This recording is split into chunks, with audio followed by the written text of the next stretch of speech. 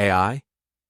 You know, when we talk about artificial intelligence today, it's hard not to think about chatbots, self-driving cars, or the dizzying pace of generative models spitting out art, essays, even code.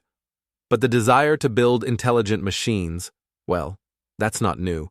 In fact, it's ancient. Let me take you back.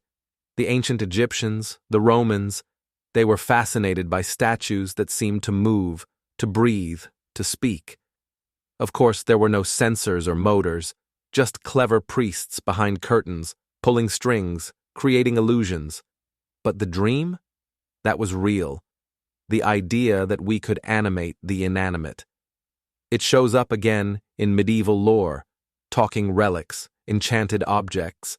And then, in a darker, more philosophical turn, we get tales of the homunculus, a tiny artificial man, not just moving but alive, sentient. And then there's this wonderful quote from the 16th century Swiss thinker, Theophrastus Bombastus, yes, really, that was his name, who declared, "We shall be like gods. We shall duplicate God's greatest miracle, the creation of man." Now, of course, we've given that dream a new name, artificial intelligence.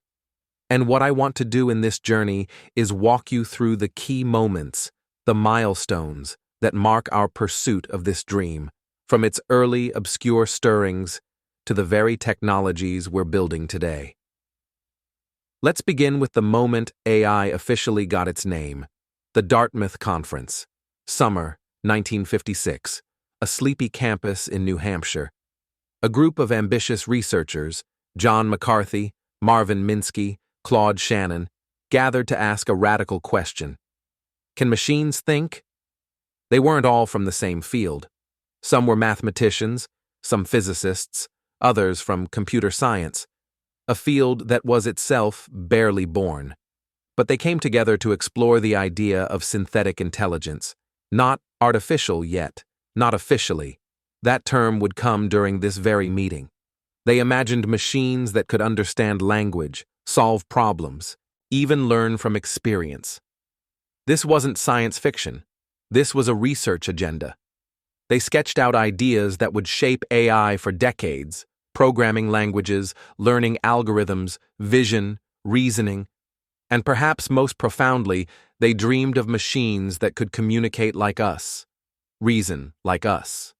In some ways, be us. It was the beginning. McCarthy would go on to create the first AI programming language, Lisp. Research labs sprouted at MIT, Stanford, Carnegie Mellon. And the Turing test, Alan Turing's elegant idea of testing whether a machine could fool a human into thinking it was human, that became the field's North Star. But dreams, as we know, don't always unfold in straight lines.